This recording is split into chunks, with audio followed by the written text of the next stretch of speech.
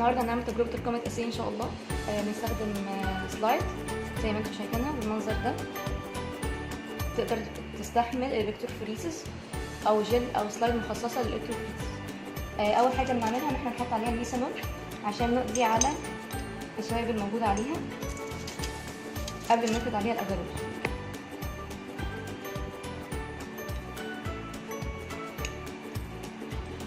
بعد ما نحط عليها الميثانول بنفردها او بنعرضها للحراره عشان تقتل كل حاجه او تمحي الشوائب الموجوده عليها.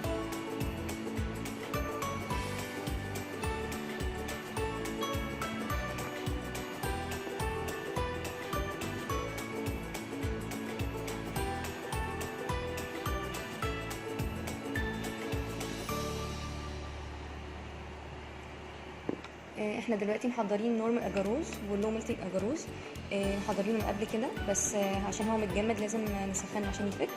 بعد كده اخدنا منه كميه عشان نفردها على السلايد زي ما احنا شايفين دلوقتي. تمام، بنفردها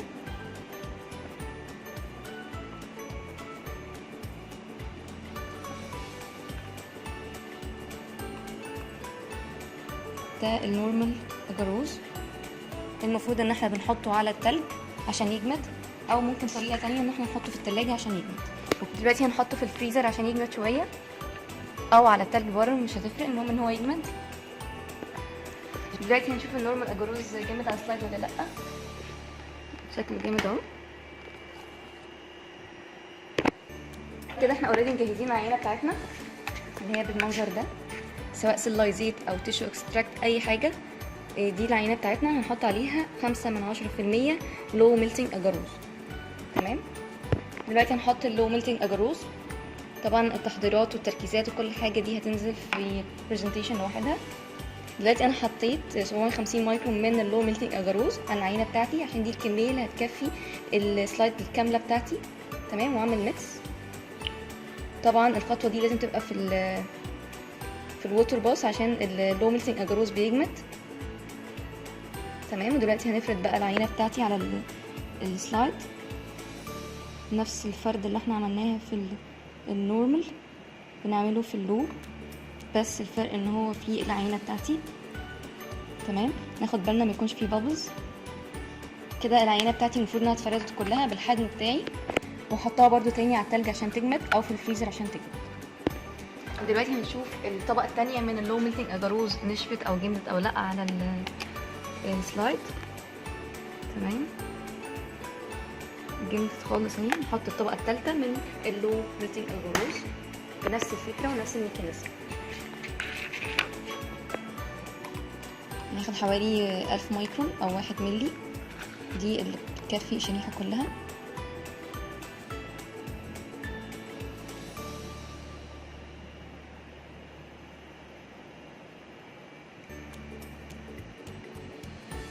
تمام، الجزء الابيض ده يا شباب احنا بنكتب عليه اسم العينه او البيانات بتاعه العينه بتاعتنا. لازم نخلي بالنا ما يجيش عليه حاجه، ولو جه عليه حاجه ممكن نلحقها بان احنا نمسحها بمنديل. دلوقتي هنفتح المره الثالثه ونحطه في الفريزر عشان يجمد للطبقه الثالثه ونسيبه، وبعد كده نشوف الخطوه الجايه ان شاء الله. دلوقتي هنشوف الطبقه الاخيره جمدت ولا لا. هي الحمد لله جمدت خالص اهي. تمام، هنروح للخطوه الثالثه او نروح الخطوه اللي بعد كده.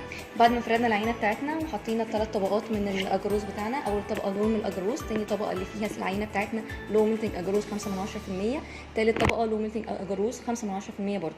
الخطوه اللي بعد كده ان احنا بنحطه في اللايسنس بافر اللي احنا محضرينه ده. تمام، زي ما اتفقنا ان التحضيرات هتنزل لكم على البرزنتيشن وعلى الباوربوينت. هنحطه في البليت كده ونحط اللايسنس بافر بالراحه جدا عشان ما نعملش بوش على الاجاروز. وبعد كده نحطه في التلاجة لمدة ساعتين في الدارك بليس. طبعا التلاجة لما تتقفل بتبقى دارك بليس وتبقى كولد. بعد ما الساعتين عدوا جبنا السلايد بتاعتنا من اللي كانت محطوطة في اللايسنس بافر.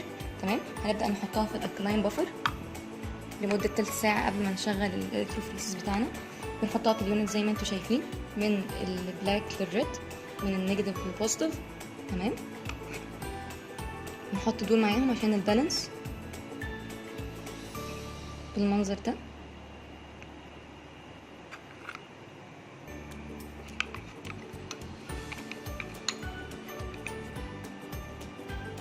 طبعا احنا قلنا احنا نحطها في الالكلاين بافر. الالكلاين بافر احنا محضرينه، نبدأ نحطه بالراحة، نتجنب وجود بابلز، نتجنب انه يكون شديد علشان ما يأثرش على الجل. زي ما انتوا شايفين هو لازم يعدي على السلايد كلها. تمام كده الالكلاين بافر مغطي كل السلايدز. وبعد كده هنحطها في التلاجة لمدة تلت ساعة. دلوقتي هنشغل بعد تلت ساعة من وجودها في الالكلاين بافر هنشغل الالكتروفريزز. تمام لازم طبعا زي ما احنا شايفين انها تبقى في التلاجة او في مكان الكونديشن بتاعته ساقعة شوية. تمام بعد كده هنحط الحاجات دي. طبعا احنا بنعمل موديفيكيشن للوضع لانه المفروض يكون في تلج بره وجو كده، لكن احنا حطيناه في التلاجة. ده هنحط الاحمر في الاحمر والاسود في الاسود، ونبدا نظبط الفولت والامبير بتاعنا. البروتوكول اللي احنا شغالين عليه بيقول ان الفولت لازم يبقى عند 24.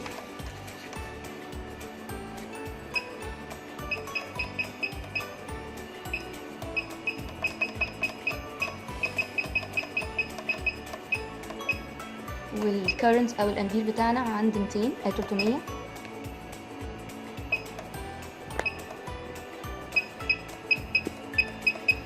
تمام والتايم بتاعنا لمدة نص ساعة، وبعد كده نعمل ستارت.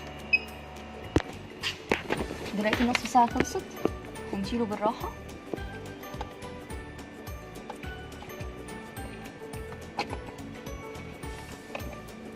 علشان نحطه في النيوتراليزيشن بوفر.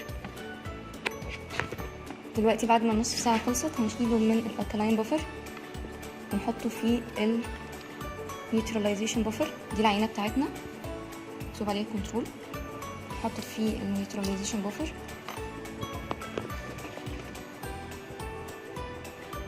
لمدة 5 دقايق. ونكرر الحركة دي 3 مرات. طلعنا السلايد بتاعتنا بعد ما حطيناها في النيوتراليزيشن بوفر لمده 5 دقايق، وعملنا الحركه دي 3 مرات. كل مره بنطلع وبننشف. تمام دي كانت اخر مره ونشفنا خلاص. الخطوه الجايه ان احنا نحط ايس كولد ميثانول او ايس كولد ايثانول عليها لمده 20 دقيقه برده في الثلاجه.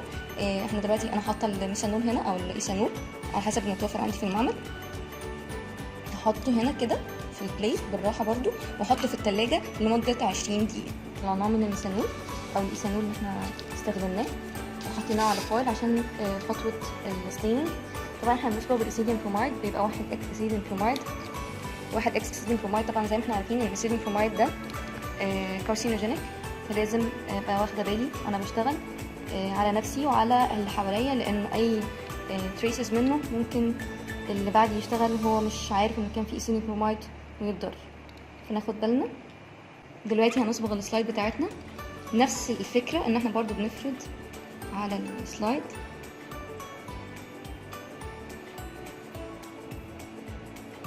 ونسيبه لمدة 5 دقايق.